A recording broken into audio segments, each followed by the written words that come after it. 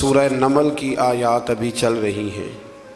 اللہ تبارک و تعالیٰ نے استفہامیہ انداز میں پوچھا ہے، سوالیہ انداز میں پوچھا ہے سب انسانوں سے، امن خلق السماوات والارض، فرمایا بتاؤ زمین اور آسمان کا خالق کون ہے؟ پھر ارشاد فرمایا کہ بتاؤ کہ آسمان سے بارش برسا کر رونق باغات کس نے اگائے؟ اللہ۔ پھر ارشاد فرمایا کہ زمین کو کس نے مقام قرار بنایا؟ پھر فرمایا اس کے بیچ دریا جاری کیے، اور پھر لنگر کی صورت میں، میخوں کی صورت میں، قلوں کی صورت میں اللہ نے اس میں پہاڑ نصب فرمائے۔ پھر ارشاد فرمایا مبتلائے مصیبت کی فریاد کو کون سنتا ہے؟ اللہ۔ اور فرمایا اس کے دکھوں کا مداوع کون کرتا ہے؟ اللہ۔ فرمایا خشکی اور سمندر کی ظلمتوں میں راہ کون دکھاتا ہے؟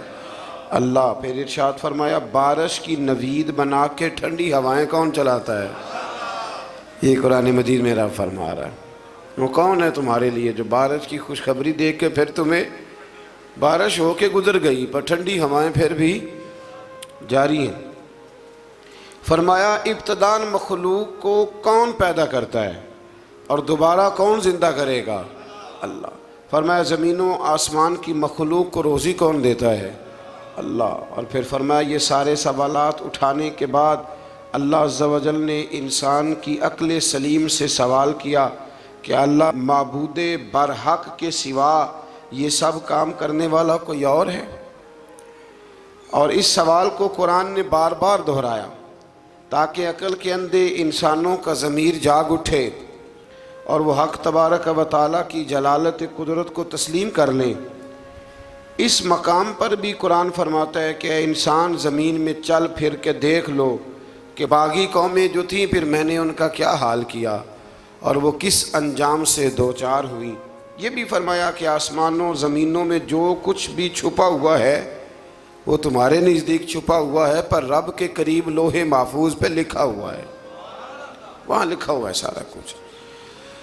انسان کو یہ سمجھنا چاہیے وہ یارو جو بندہ مشکل وقت میں ایک دفعہ قرضہ ادا کر دے وہ محسن بن جاتا ہے، ساری زندگی اس کا احسان نہیں اترتا، تو جو رب سارا کچھ عطا کرے اس کے احسان کی طرف توجہ ہی نہ جائے انسان کی، اسے سمجھنا چاہیے۔ آیت نمبر 80 میں اللہ تعالیٰ نے فرمایا کہ بے شک آپ مردوں کو نہیں سناتے اور نہ ہی بہروں کو اپنی پکار سناتے جب وہ پیٹھ پھیر کر جا رہے ہیں۔ مزید فرمایا کہ آپ تو صرف ان لوگوں کو سناتے ہیں جو ہماری آیات پر ایمان لے۔ اس کا کیا مطلب ہوا کہ آپ ان کو نہیں سناتے؟ حالانکہ حضور تو سب کو سناتے تھے۔ فرمایا ان کو نہیں آپ سناتے، آپ صرف ان کو سناتے ہیں جو ہماری آیات پر۔ اس کا کیا مطلب ہوا؟ اس کا مطلب ہوا کہ کافر آپ کی بات سنتے ہیں تو پر سمجھنے کی کوشش نہیں کرتے۔ کچھ لوگ اخذ نہیں نہ کرنا چاہتے، اپنا آپ بدلنا نہیں چاہتے، تو ان کے سامنے آپ سارا کچھ بھی رکھ دیں جب وہ تبدیل ہی نہیں ہونا چاہتے۔ یہاں سے کچھ لوگ کہہ دیتے ہیں کہ جناب مردوں کا قبروں میں سننا ثابت نہیں، حالانکہ مردوں کا قبروں میں سننا تو حدیث پاک سے ثابت ہے، حدیث پاک سے صحیح بخاری میں موجود ہے۔ حضور نے فرمایا جب تم دفن کر کے واپس آتے ہو تو مردہ تو تمہارے قدموں کی آہٹ بھی سنتا ہے۔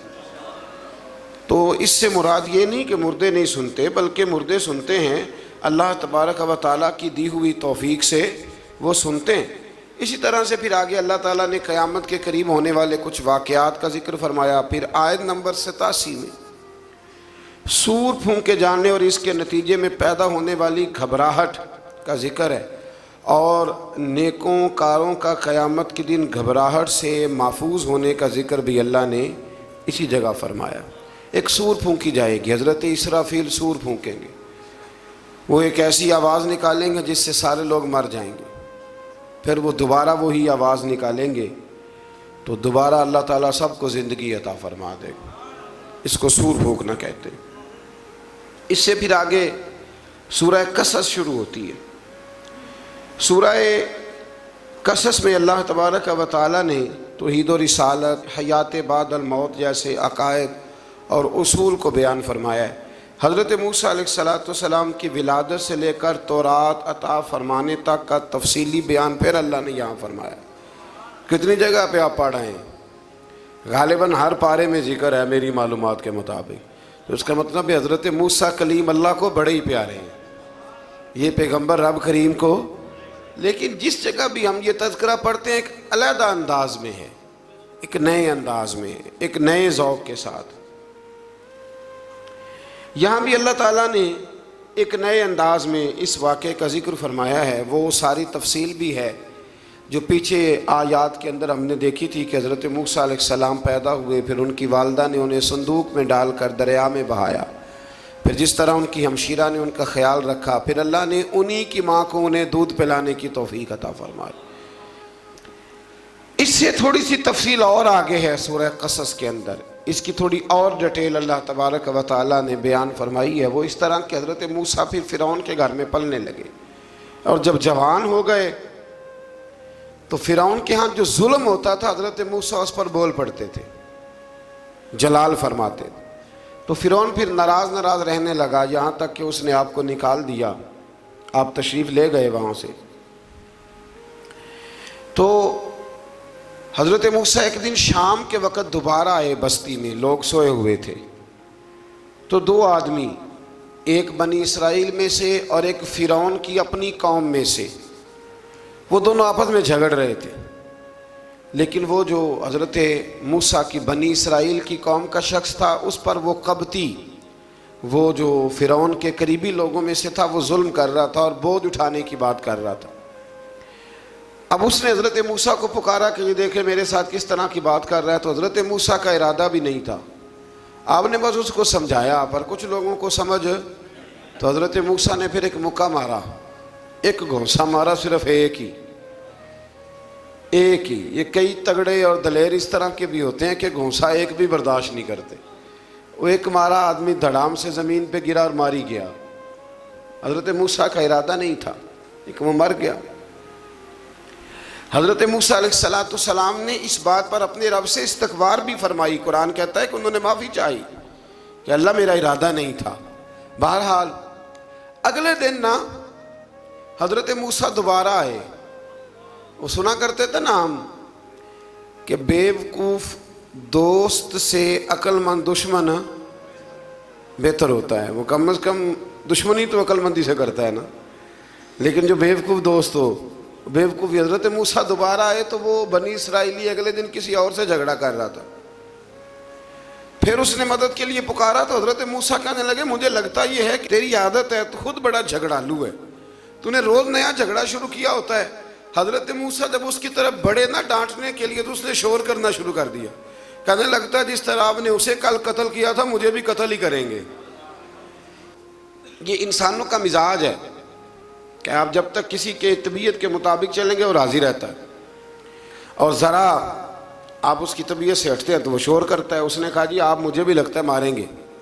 حضرت موسیٰ کلیم اللہ علی نبینا علیہ السلام کے بارے میں جب اس نے شور کیا تو بات پھر فرعون کے دربار تک گئی۔ وہ تو پہلے ہی بہانہ تلاش کر رہا تھا، اس نے کہا ڈھونڈو پکڑو اور معاذ اللہ شہید کریں گے۔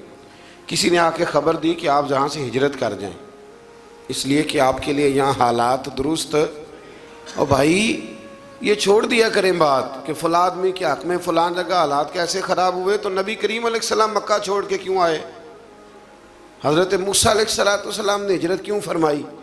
یہ ایک ایسی عجیب بحث ہے جس کو لوگ بلا وجہ چھوڑ دیتے، بلا وجہ چھیڑ دیتے ہیں۔ اور بالخصوص ایک خاتون نے ایک دفعہ مجھے پیغام دیا تو میں بڑی اس کی بات سن کے مجھے عجیب لگا۔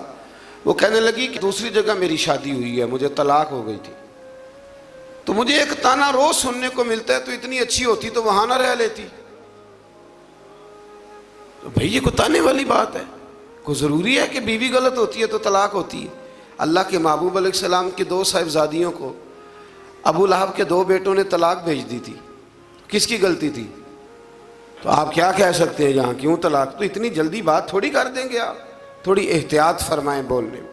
تو حضرت موسیٰ علیہ السلام وہاں سے نکلے اور آپ مدین کی طرف چلے گئے۔ مدین وہ علاقہ تھا جہاں فرعون کی حکومت کوئی نہیں تھی۔ حضرت موسیٰ جیسے ہی وہاں پہنچے تو ان کے اندر ایک جذبہ تھا ظلم ہوتا نہیں دیکھ سکتے تھے۔ جب وہاں پہنچے تو انہوں نے دیکھا لوگ اپنے اپنے جانوروں کو گھاٹ پہ پانی پلا رہے ہیں، اور دو خواتین ہیں وہ بالکل پیچھے کھڑی ہیں۔ تو حضرت موسیٰ کلیم آگے بڑھ کے کہنے لگے تم کیوں نہیں پانی پلاتی؟ تو وہ کہنے لگی ہمارا بھائی کوئی نہیں، باپ ہمارا بوڑھا ہے۔ اللہ اکبر۔ مجبوری یہ ہے، ہم ہیں بھی پردہ دار گھرانے کی، مجبوری ہماری یہ ہے کہ جب تک یہ سارے لوگ پانی پلا نہیں لیں گے اتنی دیر تک ہماری باری نہیں آئے گی۔ تو حضرت موسیٰ کلیم اللہ علیہ السلام فرمانے لگے اچھا یہ بات ہے تو جانور مجھے دو۔ وہ ہو یہ رہا تھا کہ چونکہ مرد پانی پلا رہے تھے تو اور جتنے بھی مرد آتے جاتے تھے وہ گھستے جاتے تھے اور عورتیں بیچاری کھڑی تھیں۔ حضرت موسیٰ جھٹ سے آگے بڑھے، پیچھے ہٹو۔ ان دو خواتین پاک باز عورتوں کے جانوروں کو پانی پلایا، اور پھر آپ دوبارہ وہیں بیٹھ گئے۔ وہ بیویاں جلدی جلدی گھر گئیں، جا کے اپنے والد سے کہنے لگی ابا جی کمال ہو گیا، اس بستی میں ایک ایسا آدمی ملا ہے جو عورتوں کی طرف دیکھتا ہے تو نیکی کرنے کے لیے آگے بڑھتا ہے، جو مجبور اور بے کس کے لیے اچھے جذبات رکھتا ہے۔ فرمایا جلدی لاؤ۔ کچھ مفسرین اور طرف بھی گئے ہیں لیکن جمہور نے لکھا ہے کہ وہ حضرت شعیب علیہ السلام تھے۔ حضرت شعیب نے گھر بلایا، اپنی ایک بیٹی کو بھیجا، فرمایا بیٹے بلا کے لاؤ۔ وہ جب گھر آئے تو آپ فرمانے لگے آپ میرے ساتھ اجرت طے کر لیں، 8 سال یا 10 سال آپ میری بکریوں کو چرائیں، میرے گھر میں رہیں۔ اور پھر فوراً ہی فرمانے لگے اگر آپ ہمارے گھر میں رہیں گے، دیکھ بھال کریں گے تو میں اپنی ایک بیٹی کا نکاح بھی آپ کے ساتھ کر دوں گا۔ تو 8 سے 10 سال حضرت موسیٰ نے وہاں قیام فرمایا، اور پھر جب آپ کا نکاح ہو گیا تو آپ اپنی بیوی کو لے کے مصر کی جانب جا رہے تھے، تو رستے میں نا ٹھنڈ زیادہ ہو گئی، تو اپنی زوجہ سے کہنے لگے وہاں آگ جل رہی ہے، میں تیرے لیے آگ لے کے آتا ہوں تاکہ تو تاپ سکے، گرمی حاصل کر سکے۔ وہاں گئے تو درخت سے آواز آئی موسیٰ میں تیرا رب ہوں۔ درخت سے آواز آئی موسیٰ میں تیرا رب ہوں، اور حضرت موسیٰ کلیم اللہ کو وہاں وحی آنی شروع ہوئی۔ وہاں وہیں اللہ تعالیٰ نے انہیں وہ عصا عطا فرمایا جو پھر بعد میں اژدہا بنتا تھا۔ رب کریم نے وہیں حضرت موسیٰ کلیم کو وہیں ید بیضا عطا فرمایا۔ اپنا ہاتھ گریبان میں ڈال کے نکالتے تھے تو چاند اور سورج کی طرح روشنی دیا کرتا تھا۔ ید بیضا لیے بیٹھے ہیں اپنی۔ میں کبھی کبھی کہا کرتا ہوں کہ مولا کے دینے کے انداز بڑے انوکھے ہیں۔ بھائی یوسف کو کنویں میں پھینکتے ہیں تو اللہ مصر کا حکمران بنا دیتا ہے۔ فرعون تکلیف دیتا ہے، بظاہر حضرت موسیٰ کو دیس سے نکالتا ہے تو اللہ تبارک و تعالیٰ انہیں نبوت کی دولت عطا کر دیتا ہے۔ تو یہ اللہ تبارک و تعالیٰ کی تقسیم ہے نا جی، اور مولا کے دینے کے انداز انوکھے ہیں، نرالے ہیں، بے نیاز ہے نا۔ جب دیتا ہے تو پھر کمال ہی کرتا ہے۔ تو پھر حضرت موسیٰ وہاں سے واپس آئے اور آ کر کے آپ نے دوبارہ وہ سارا نظام زندگی شروع فرمایا۔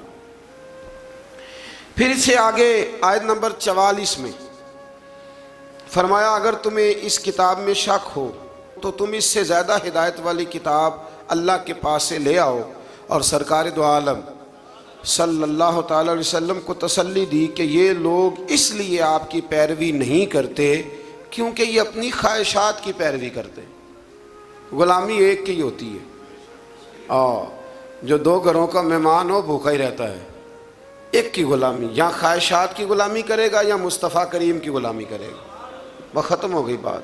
اگر آپ کہتے ہیں کہ میری جوانی میری مرضی سے گزرے، میری جیب میں پیسے ہیں میں جو مرضی کروں، تو پھر مرضی کے غلام ہیں آپ، غلام ہیں پر خواہشات نفسانیہ کے۔ لیکن پیسہ جیب میں ہو، اٹھتی جوانی ہو، اللہ نے سارا کچھ دیا ہو، اور پھر بھی نظر میں حیا ہو، تو اس کا مطلب ہے کہ طاقت ہے پر یہ غلام محمد عربی کا ہے، یہ غلام رسول کائنات کا ہے، یہ نبی کریم کا غلام ہے۔ یہ چیزیں موجود ہوں تو پھر اس کا معنی یہ ہے کہ غلامی کسی اور کی ہے۔ اب میری نگاہوں میں جچتا نہیں کوئی، اس لیے کہ جیسے میرے محبوب ہیں ایسا نہیں کوئی۔ تو اس لیے یاد رکھیں کہ اللہ فرماتا ہے محبوب یہ تیری غلامی اس لیے نہیں کرتے کہ یہ کس کی غلامی کرتے ہیں۔ میں اکثر یہ کہا کرتا ہوں کہ ہمیں وہ والی صورت پسند ہونی چاہیے جو نبی پاک کو پسند ہے، وہ والے کپڑے پسند ہونے چاہیے نا جو حضور کو پسند ہے، وہ والا طور طریقہ پسند ہونا چاہیے جو نبی پاک کو پسند ہے۔ تو یہاں سب کی اپنی اپنی پسند ہے، کسی کو بڑی مونچھیں پسند ہیں، کس کو بغیر مونچھوں داڑھی کے پسند ہے۔ یہ کیا ہے؟ بھئی ہم تو غلام ہیں، تو غلامی کرتا ہے، ختم ہو گئی بات، اس نے تو غلامی کرنی، اس کا کام ہی غلامی کرنا، وہ نہیں رہ سکتا اپنے آقا کی محبت کے بغیر۔ اور ویسے بھی جو غلامی کے بغیر رہے، دوست کے بغیر رہے، وہ کیا کسی درویش نے کہا تھا، کپڑے پھٹے تے لگے تروپے تے دل پھٹیا کہ نسینا، سجنا بعد محمد بخشا کی مرنا تے کی جینا۔ آپ یہ دیکھیں کہ آپ بغیر حضور کیا وقت گزار رہے ہیں، بغیر غلامی کے۔ تو آپ کا تو طرز زندگی وہ ہونا چاہیے جس سے خوشبو آئے رسول کریم کی صلی اللہ، اس سے خوشبو آتی ہے، اس سے لطف آتا ہے، اس سے ذائقہ نصیب ہوتا ہے، اس سے برکت نصیب ہوتی ہے، اس سے جو ہے نا وہ توانائی نصیب ہوتی ہے۔ کئی دفعہ بڑی خوشی ہوتی ہے، مجھے ایک صاحب، دو صاحب، چار، مجھے جب 20 میں سینکڑوں لوگ ملے اور آہستہ آہستہ ایک عجیب سی لذت پیدا ہوئی جب مجھ سے آ کے کوئی پوچھتا ہے نا کہ اعلیٰ حضرت فاضل بریلوی نے فلانی بات لکھی ہے، مفتی اعظم نے یہ بات کہی ہے، میرا دل بڑا راضی ہوتا ہے کہ اس کا مطلب ہے کہ ہمارے بزرگوں کا نام ہمارے ساتھ جڑا ہوا ہے۔ کوئی سوال کرتا ہے، کوئی کہتا ہے۔ دیکھیں نا، میرے ایک دوست ہیں تو ان کے والد پیر بھائی ہیں، مرید ہیں، تو ان کا ابا شکایت لے کے آیا اور بڑے اس نے سخت سست جملے کہہ دیتے ہیں نا جی استاد کو، جی آپ کے پاس کیا سیکھا، حالانکہ استاد کے پاس بھی جواب ہوتا ہے کہ میرے پاس تو آیا 22 سال کے بعد، تو آپ نے 22 سالوں میں کیا سکھایا ہے، یہ بھی تو جواب ہوتا ہے نا، لیکن نہیں دیا جاتا۔ اس نے بڑی شکایتیں لگائی ہوں، میں نے ساری ہنس کے سنی، میں ہنستا رہا تو مجھے کہنے لگے پیر صاحب میں شکایتیں کر رہا ہوں، آپ ہنس رہے ہیں، تو میں نے کہا کہ مجھے بڑی خوشی ہے، آپ میرے پاس اس لیے آئے ہیں کہ آپ نے مناسب سمجھا ہے۔ دیکھیں نا، بچوں کا علامہ شکایت کوئی ان کے باپ کو جا کے لگاتا ہے یا ان کی ماں کو جا کے لگاتا ہے، اس کا مطلب ہے کہ کائنات ان کا اور میرا رشتہ سمجھتی ہے۔ پھر بڑی جلدی لوگ کہتے ہیں میرا جی کوئی تعلق نہیں، میرے پاس تو 1.5 گھنٹہ آتا ہے۔ بھائی 1.5 گھنٹہ کیا، 10 منٹ بھی ہے، رشتہ تو رشتہ ہی ہوتا ہے۔ یہ کیا بات ہوئی؟ اب میں آگے جانا نہیں چاہ رہا، ورنہ مجھے مزہ آنے لگ گیا اس موضوع کا، میں آگے جانا نہیں چاہ رہا۔ ایک صحابی تھے، حضور کو ہنسایا کرتے تھے۔ ایک دن غلطی سے شراب پی بیٹھے، آ کے پتہ چل گیا شراب پیا، حضور نے فرمایا لے جاؤ ستون کے ساتھ 80 کوڑے مارو، 70 کوڑے مارو، صحابہ کوڑے مار رہے ہیں، تو حضور بے-چینی کے ساتھ ٹہل رہے ہیں۔ تو ایک صحابی نے کہا حضور اس نے تو شراب پی ہے اور اس پہ حد لگی ہے، تو آپ بے چینی سے ٹہل رہے ہیں۔ حضور فرمانے لگے غلطی ہو گئی تو کیا ہوا، اللہ سے بھی پیار کرتا ہے، اللہ کے رسول سے بھی پیار کرتا ہے۔ اب یہ کیا بات ہوئی کہ ہم اپنا کہنا ہی چھوڑ دیں؟ یہ کہ جے کر یار دے نام دا ملے مینا، انہوں چولی پا لئیے پنجے سٹیے نا، تے یہ کر یار دے نام دی ملے سولی، تے چوٹا چوٹ لئیے پیشانٹیے نا۔ یہ کیا بات ہوئی؟ کہ یہ خواہشات کی پیروی کرتے ہیں، تو محبوب ایک کی غلامی ہوگی، یا تیری کریں گے یا خواہشات کی کریں گے؟ تو اپنی ساری خواہشات ختم کر دیں، ختم، غلامی نام ہی اس کا، کہ اپنی کوئی خواہش نہ رہے۔ رنگ چمن پسند نہ پھولوں کی بو پسند، ہم کو ہے وہ پسند جسے آئے تو پسند۔ تو اس لیے نکل آئیں اس رستے۔ یہ بڑا سوکھا حل ہے زندگی مزے سے گزارنے، زندگی لطف کے ساتھ گزارنے کا، بڑا آسان اور بڑا پیارا اور بڑا میٹھا حل۔ اللہ سمجھنے کی توفیق عطا فرمائے۔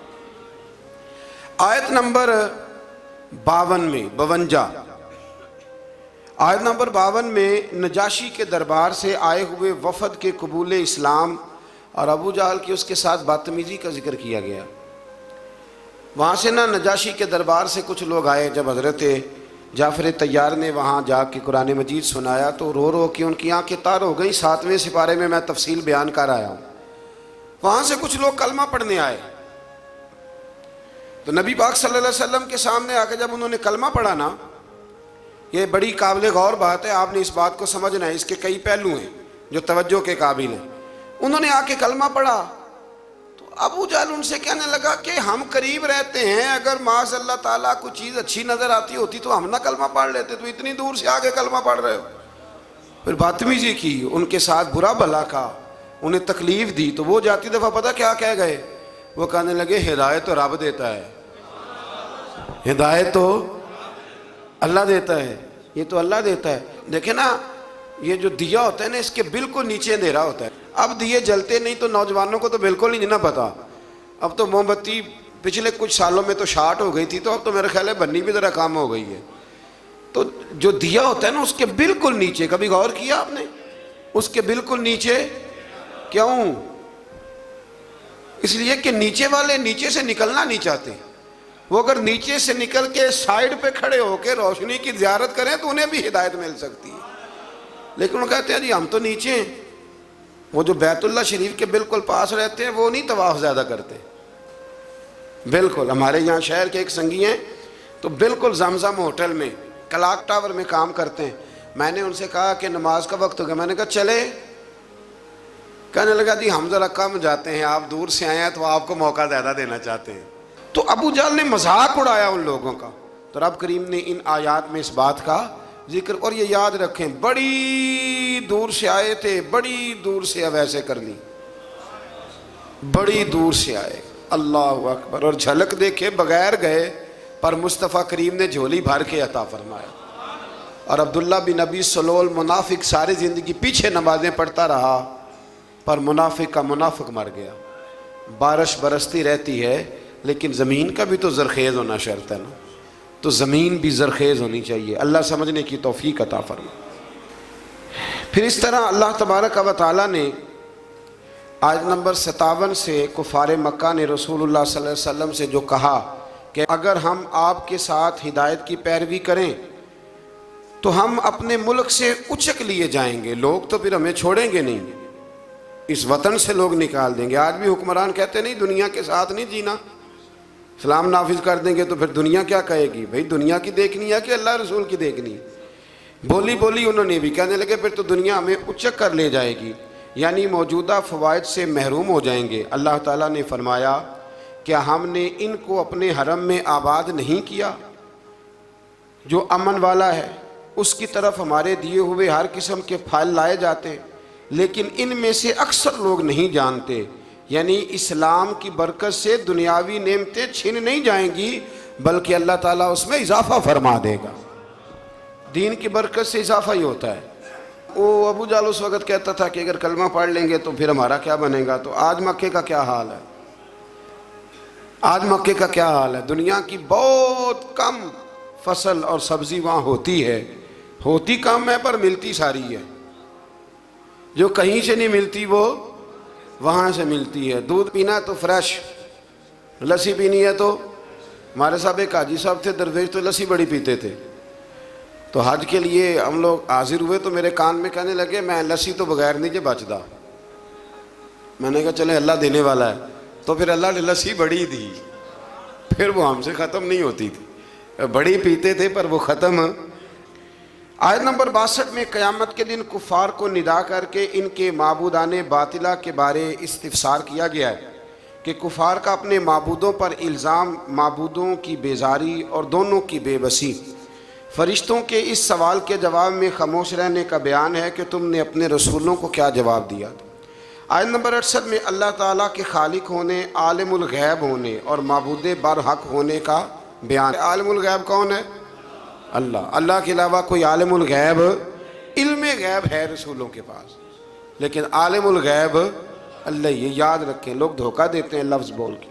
آیت نمبر 71 میں پھر اللہ تعالیٰ نے استفہامی انداز میں اپنی قدرت اور جلالت کی طرف متوجہ فرمایا کہ اگر وہ قیامت کے لیے مسلسل رات کا سلسلہ جاری رکھے تو تمہارے لیے روشنی کون لے کے آئے؟ اور اسی طرح اگر اللہ تعالیٰ مسلسل دن بنا دے تو رات کو سکون تمہیں کون دے؟ بس کیا تم سنتے نہیں، سوچتے نہیں، اور کیا تم سمجھتے یہ اللہ نے دن بھی تمہارے لیے بنایا ہے اور رات کا سکون بھی تمہارے لیے. پھر آیت نمبر 76 سے نا قارون کا ذکر ہے. قارون حضرت موسیٰ کا قریبی رشتہ دار تھا. پہلے آسمانی کتابیں جانتا تھا، سمجھتا تھا، نیک تھا، لیکن پھر اللہ نے اسے دولت عطا کر دی. دولت سب کے لیے اچھی نہیں ہوتی، کچھ لوگ نہیں ہضم کر پاتے. ایک حدیث پاک ہے، نبی کریم علیہ السلام نے فرمایا اگر اللہ کچھ لوگوں کو دولت دے دے تو وہ سرکش ہو جائے. ہاں کچھ لوگ ایسے ہیں جن کے پاس اگر دولت ہو تو عیاش ہو جائے، جانے وہ کیا کچھ کر ڈالے. ہر ایک کے لیے اچھی نہیں ہوتی. قارون کو دولت مل گئی، اتنا بڑا خزانہ تھا اس کے پاس کہ قرآن کہتا ہے کہ ایک جماعت مل کے صرف خزانے کی چابیاں اٹھاتی تھی. یعنی یہ معاذ اللہ کوئی گھپ نہیں، یہ قرآن مجید نے بیان فرمایا ہے. کہ ایک جماعت مل کے صرف خزانے کی. تو حضرت سیدنا موسیٰ علیہ السلام نے کہا زکوٰۃ دو. زکوٰۃ کے معاملے میں لوگ حیل و حجت سے کام لیتے ہیں, غریب ہو جاتے ہیں, اور کچھ ایسے ہیں جو مسائل جاننے لگ گئے ہیں تو اب انہوں نے اور معاملات کرنے شروع کر دیے. اگر گھر کے اندر 10 تولے زیور پڑا ہے تو 5 تولے کا اماں کو مالک بنا دیا, 5 کو بیوی کو مالک بنا دیا, تاکہ 7.5 تولے کی کوئی بھی مالک نہ رہے. گنجائشیں نکالتے, زکوٰۃ سے بچتے. اللہ تبارک و تعالیٰ معاف کرے, بہانے بازی کرتے. اس کو کہا زکوٰۃ دو, تو کہنے لگا آپ کی تو میرے مال پہ نظر ہے. آپ نے فرمایا تو بڑا بیوقوف ہے, مال تجھے اللہ نے دیا ہے نا. تو اللہ کے رستے میں تھے, یہ کام ذرا مشکل ہے. جب اس کو بار بار کہا تو اس نے نہ بجائے اس کے کہ وہ مال دیتا, اس نے حضرت موسیٰ پہ الزام لگا دیا. ایک عورت کو تیار کر کے لایا. یہ الزاموں والا کیس سنتے آ رہے ہیں آپ کہاں تک, کہ حضرت یوسف پہ بھی لگا, جناب مریم پہ بھی لگا, حضرت سیدنا موسیٰ کلیم پہ بھی لگا, اور حضرت عیسیٰ پہ بھی. سارے ہوئے نا الزامات. آپ کیا بات کرتے ہیں؟ الزام لگانا, بہتان ترازی کرنا, اور ہمارے یہاں اچھی بات دیر سے پھیلتی ہے, بری خبر وہ جلدی پھیل جاتی. ایک عورت کو تیار کر کے لایا معاذ اللہ تعالیٰ حضرت موسیٰ پر الزام لگانے کے لیے. اور جب وہ بی بی آپ کے سامنے لا کے کھڑی کی تو حضرت موسیٰ نے جلال فرمایا, فرمایا تجھے قسم ہے اللہ کی عزت کی, سچ سچ بتا معاملہ کیا ہے. تو وہ خاتون کانپنے لگی, کہنے لگی میں موسیٰ کلیم کے سامنے کیسے کھڑی ہو سکتی, مجھے تو اس نے پیسے دے کے تیار کیا, مجھے اس نے مجھے پیسے دے کے تیار کیا ہے, اور بڑی اس نے مجھے تکلیف دی ہے, پیسے دے کے اس نے تیار کیا. یہ جب کہا تو حضرت موسیٰ علیہ السلام رونے لگے کہ تو سارا کچھ کرتا پر میری سفید چادر پہ داغ تو نہ لگانے کی کوشش کرے. آپ رونے لگے. آپ یقین کریں لوگ تکلیف دیتے ہیں, بعض اوقات ایسی بات کرتے ہیں جس کا کوئی وجود نہیں ہوتا, اور آپ کو نہ کردہ گناہ کی سوال کا جواب دینا پڑ جائے, کتنی مشکل ہوتی ہے. یعنی جو کام آپ نے کیا نہیں, اگر اس کا آپ سے سوال پوچھا جائے تو کتنا مشکل اور کٹھن مرحلہ ہوتا ہے. تو یہ کچھ لوگ کر دیتے ہیں لیکن وہ سمجھتے نہیں, کہتے ہیں آپ حوصلہ کریں, آپ درویش ہیں. حضرت موسیٰ سے بڑا درویش کون ہوگا؟ کلیم تھے نا اللہ کے, بڑا جگرا ہے نا. لیکن رو پڑے, کہنے لگے تجھے ایسا نہیں کرنا چاہیے. کہنے لگے اللہ اب اسے سزا دے. تو رب کریم نے اس کے سارا ساز و سامان سمیت اسے زمین میں دھنسا دیا.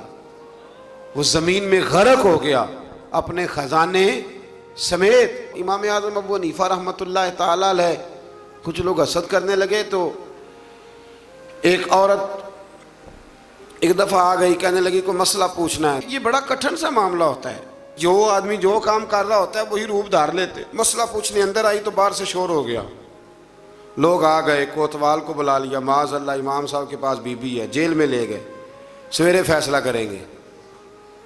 رات کو ساری رات امام اعظم نے نماز پڑھی, ساری رات, اور کہنے لگے اللہ اب تو میں بوڑھا ہو گیا, اس حال میں اب ان سوالوں کا جواب دوں گا. وہ عورت بھی ساتھ بند تھی, اس عمر میں ان سوالوں کے جواب, یار بڑا مشکل ہوتا ہے. اللہ اکبر. اس عمر میں امام صاحب رو رہے تھے تو اس عورت کا دل نرم ہو گیا. امام صاحب سے کہنے لگی مجھے غلطی ہو گئی, میں نے پیسے کسی سے پکڑ لیے تھے, حضور آپ تو اللہ کے نیک بندے. امام صاحب کہنے لگے اب ایک نیکی کر, کوتوال سے کہہ کہ مجھے کوئی تکلیف ہے تو میں دوا کھا کے واپس آ جاؤں گی. تو وہ کوتوال تو پہلے ملا ہوا تھا, اس نے اس کو کہا کہ مجھے کوئی تکلیف ہے میں گھر جاتی ہوں, دوا کھا کے واپس. امام صاحب نے سمجھا دیا. وہ گئی تو جو برقع اس نے پہنا ہوا تھا نا, نقاب ساری عورتیں, وہ جا کے اس نے امام صاحب کی بیوی کو دیا. امام صاحب نے اس کو سمجھا کے بھیجا تھا, وہ برقع گھر لے گئی اور جا کے زوجہ کو ساری بات سنائی. وہ دوائی کھانے گھر چلی گئی اور زوجہ برقع پہن کے تھانے آ گئی. سویرے قاضی کے سامنے پیش ہوئے تو کہنے لگا جی آپ اتنے بزرگ ہو کے, عالم ہو کے, بیوی کے ساتھ اکیلے. فرمایا میری بیوی ہے تو میں نے اکیلے ہی ہونا تھا اس کے ساتھ, اور کس نے ہونا تھا؟ جناب آپ کی بیوی. فرمایا بلاؤ میرے سسر کو, اور بلاؤ محلے کی 10-12 عورتوں کو بھی دیکھ لیں. انہوں نے دیکھا تو امام صاحب کی بیوی نکل آئی. وہ جتنے تھے نا الزام لگانے والے, وہ اب غور سے دیکھ رہے تھے. تو ایک کہنے لگا امام صاحب سے یہ کیا ہوا؟ فرمایا قرآن ہے, وَتُعِزُّ مَن تَشَاءُ وَتُذِلُّ مَن تَشَاءُ. یہ قرآن ہے, ہونا کیا تھا؟ رب نے اپنا وعدہ سچا کر کے دکھایا ہے. تو اس نے بھی الزام لگایا اور پھر سزا یہ ملی کہ وہ ہمیشہ کے لیے زمین میں دھنستا۔ دولت کون دیتا ہے؟ اللہ ہی دیتا ہے نا۔ تو اگر اللہ کہے تھوڑی سی واپس بھی کرو، بندیاں دے خرچے بد جاندے نے، تھوڑی سی واپس مانگ لے تو ہاتھ تنگ ہو جاتا ہے۔ بھائی لیتے وقت تو تنگ نہیں ہوتا، کبھی کسی نے کہا ہے نہیں چاہیے، ہاتھ بڑا کھلا ہے، کشادہ ہے، واپس کرنے کی بات آتی ہے تو تنگ دستی، یا تو بڑی مجبوری ہے جی۔ مالاں والے سخی نہیں ہوندے تے سخیاں کول مال نہیں ہوندا، ایتھے اوتھے دوویں جہان نہیں، سخی کنگال نہیں ہوندا۔ پھر اللہ تبارک و تعالیٰ نے آیت نمبر 83 میں فرمایا کہ یہ آخرت کا گھر ہم نے ان کے لیے مقدر کرتے ہیں جو زمین میں نہ تو تکبر کرتے ہیں نہ فساد کرتے ہیں۔ اچھا انجام صرف پرہیزگاروں کے لیے ہوتا ہے۔ اگلی آیت کا مفہوم یہ ہے کہ ہر ایک اپنے اچھے یا برے اعمال کی جزا یا سزا پائے گا۔ اس کے آگے پھر سورہ عنکبوت شروع ہوتی ہے۔ اس صورت میں اللہ تبارک و تعالیٰ نے بہت سارے توحید کے دلائل بھی بیان فرمائے اور بھی کئی اہم چیزوں کی طرف توجہ اپنے بندوں کی دلائی ہے۔ آیت نمبر 8 میں اللہ تعالیٰ نے حکم فرمایا کہ اپنے ماں باپ کے ساتھ نیک سلوک کرو، لیکن یہاں مضمون ذرا الگ کر دیا اللہ تعالیٰ نے، مضمون ذرا الگ کر دیا۔ اپنے ماں باپ کے ساتھ نیک سلوک کرو اور ان کی اطاعت کی حدود بھی مقرر کر دی۔ فرمایا اگر وہ تمہیں شرک پر مائل کرنا چاہیں تو گناہ کے کاموں میں ماں باپ کی اطاعت واجب نہیں ہے۔ اماں کہے داڑھی منڈوا دو تو بات ماننی ناجائز ہے، ہاں ابا کہہ دے نماز نہ پڑھو تو یہ بات ماننی جائز نہیں ہے، یہ غلط ہے۔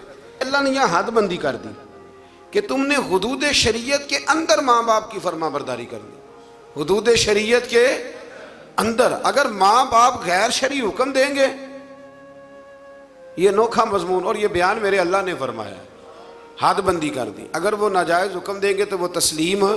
حضرت سعد بن نبی وقاص فرمایا کرتے تھے، آیت میرے بارے میں آئی ہے، فرمانے لگے میں نے کلمہ پڑھا تو میری اماں نے بھوک ہڑتال کر دی، کہنے لگی جب تک تو کلمہ نہیں چھوڑے گا میں روٹی نہیں کھاؤں گی۔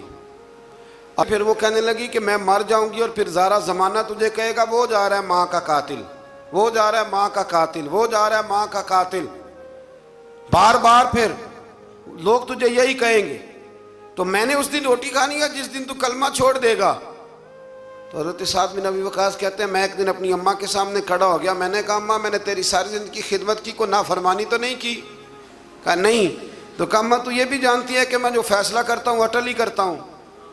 کہا ہاں۔ فرمایا اماں پھر سن لے، تیری ایک جان ہے نا، اگر 1000 بھی ہو اور ایک ایک کر کے سارے نکل جائے تو پھر بھی میں محمد عربی کا کلمہ کوئی نہیں چھوڑوں، کلمہ نہیں چھوٹتا۔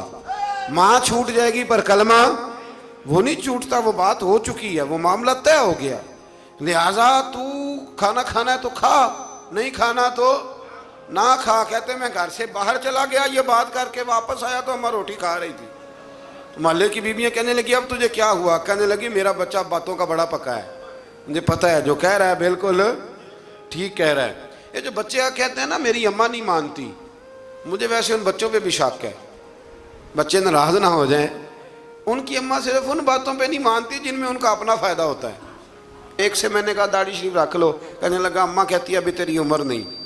میں کہ جا اماں کو لکھا کے لیا داڑھی دی کیڑی عمر ہوں دی، کہ لکھ کے دے کس عمر میں رکھنی چاہیے، جا آ جائے تو پھر منانی نہیں چاہیے، اس پہ استقامت اختیار کریں، اللہ توفیق عطا فرمائے۔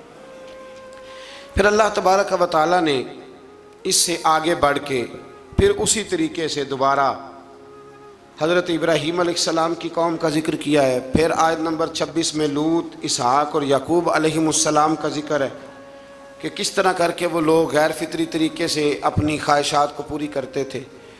اللہ تبارک و تعالیٰ نے ان آیات میں بتایا کہ بالآخر اللہ تعالیٰ نے لوط علیہ السلام اور ان کی قوم اور ان کے جو اپنے تھے ان کو اللہ نے بچا لیا تھا، اور سمجھائی بات یہ ہے کہ کفر کے دور میں بھی جو لوگ نیکیاں کریں گے اللہ ان پہ فضل ضرور فرمائے گا، اللہ ان پر کرم ضرور۔ ہمارے پاس ایک بات ہے، مجھ سے بھی ایک صاحب نے پوچھی تھی، ایک دفعہ میں گیا ہوا تھا باہر تو کہنے لگے کفر کا علاقہ ہے تو اس میں نیکی کرنا بڑا مشکل ہے۔ تو میں نے کہا جب ابو بکر صدیق نیکی کرتے تھے سارے مسلمان ہی تھے، جب حضرت عمر نیکی کرتے تھے سارے لوگ ٹھیک تھے، جس زمانے میں مولا علی شیر خدا سچ بول رہے تھے تو مکہ سارا سچ ہی بولتا تھا، یہ تو بہانہ ہے۔ جس دور میں حضرت عثمان غنی حیا والے تھے، باقی سارے لوگ بھی حیا والے تھے، تو فرمایا ہم ان کو بچا لیتے ہیں، جو شر کے دنوں میں بھی خیر کی اذانیں پڑھا کرتے ہیں کو بچا لیا جاتا ہے۔ پھر آیت نمبر 40 سے قرآن نے بتایا کہ ان میں سے بعض سرکش قوموں پر ہم نے پتھر بھی برسائے، اور بعض کو چنگاڑ نے پکڑ لیا، بعض کو زمین میں دھنسا دیا، بعض کو سمندر میں غرق کر دیا۔ اللہ ان پر ظلم کرنے والا نہ تھا، بلکہ یہ خود ہی اپنی جانوں پر ظلم کرنے والے تھے۔ پھر آخر میں اللہ تعالیٰ نے اہل کتاب سے بحث و مباحثہ اور مجادلے کے آداب اور اسلوب تبلیغ بتائی ہے کہ بڑی شائستہ سی شستہ سی گفتگو کرنی، صاف ستھرے لفظوں میں آپ نے کسی سے بات کرنی ہے، آپ کا لب و لہجہ گھائل کرنے والا نہ ہو، مائل کرنے والا ہو، اچھے انداز میں دین کا پیغام دیں، اچھے انداز۔ جب ہم کسی کو اپنے حق میں دلائل دیتے ہیں تو بڑے اچھے دیتے ہیں، اور جب اللہ رسول کے حق میں دے تو پھر بھی دلائل اچھے کر کے دے۔ اللہ تبارک و تعالی سمجھنے کی توفیق